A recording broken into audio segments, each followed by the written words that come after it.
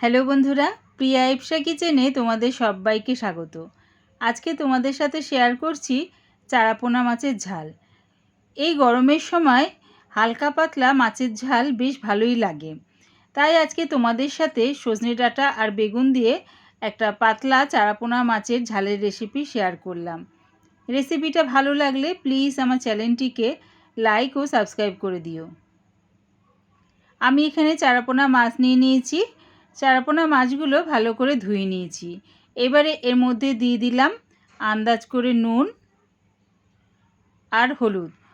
নুন আর হলুদটা দিয়ে ভালো করে মাছের সাথে মাখিয়ে নেব।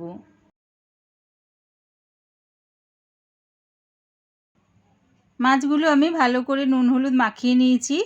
এবারে গ্যাসটাকে হাই ফ্লেমে রেখে একটা কড়া বসিয়ে দিলাম। দিচ্ছি এর মধ্যে মাছ ভাজার জন্য বেশ খানিকটা সর্ষের তেল। তেলটাকে প্রথমে ভালো করে গরম করে নেব। তেলটা গরম হয়ে গেছে, এবার এর মধ্যে দিয়ে দিলাম মাছগুলো। সব মাছ একেবারে একসাথে ভাজবো না, অল্প অল্প মাছ দিয়ে ভেজে নামিয়ে নেব। এক দিকটা ভাজা হয়ে গেছে, আরেক দিকটা ভাজার জন্য উল্টিয়ে দিলাম।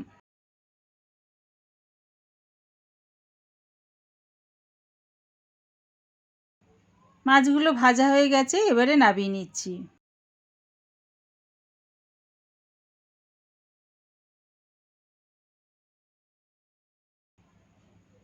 ওই একইভাবে বাদবাকি মাছগুলো দিয়ে ভেজে নেব।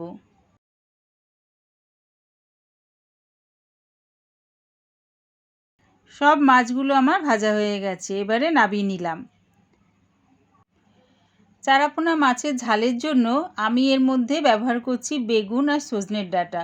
দেখো, বেগুনগুলো একটু ছোট ছোট টুকরো করে কেটে নিয়েছি আর ডাঁটাগুলো টুকরো করে কেটে নিয়েছি, নিয়ে ভালো করে ধুয়ে নিয়েছি। তোমাদের যদি মনে হয় এর মধ্যে আলু ব্যবহার করবে তাহলে ব্যবহার করতে পারো। গ্যাসটাকে মিডিয়াম টু হাইতে রেখে বেগুনগুলো দিয়ে দিলাম তেলের মধ্যে।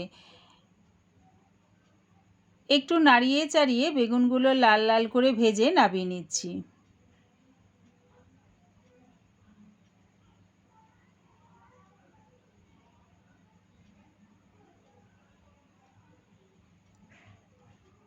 ওই তেলের মধ্যেই ফোড়নের জন্য দিচ্ছি হাফ চামচ কালো জিরে। যখন দেখবে ফোড়নের থেকে সুন্দর একটা গন্ধ বেরোচ্ছে, তখন আমি এর মধ্যে দিয়ে দেবো দুটো মাঝারি সাইজের পেঁয়াজ কুচি।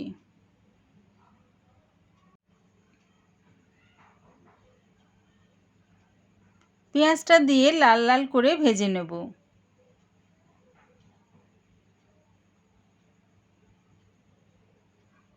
এবারে এর মধ্যে দিচ্ছি হাফ চামচ আদার পেস্ট, আন্দাজ করে হলুদ গুঁড়ো, 1 চামচ লঙ্কার গুঁড়ো। ঝালটা সম্পূর্ণ তোমাদের স্বাদ অনুযায়ী ব্যবহার করো। আর দিয়ে দিলাম একটু জল। জলটা দিয়ে ভালো করে একটু কষিয়ে নিচ্ছি।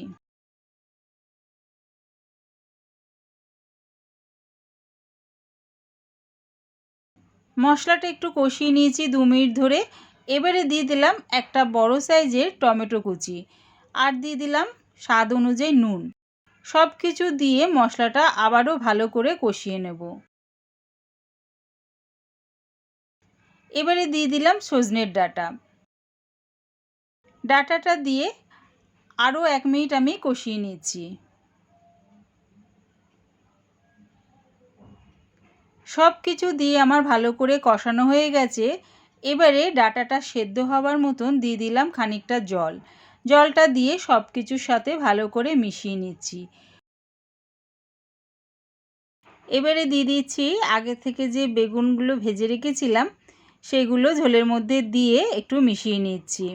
দিয়ে ঝোলটাকে ফুটতে দিলাম সজনে ডাঁটা সেদ্ধ হওয়ার জন্যে। কিছুক্ষণ পর দিয়ে দিচ্ছি মাছগুলো। মাছগুলো দিয়ে আরও আমি 1 মিনিটের মতন ফুটিয়ে নেব। তাহলে কি হবে, মাছের মধ্যে মশলাগুলো খুব সুন্দরভাবে ঢুকে যাবে আর মাছটাও খেতে বেশ ভালো লাগবে।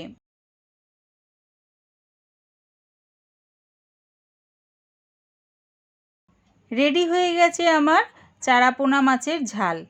এবারে দিয়ে দিলাম ওপর থেকে একটু ধনেপাতা কুচি, দিয়ে এটা নামিয়ে নেব।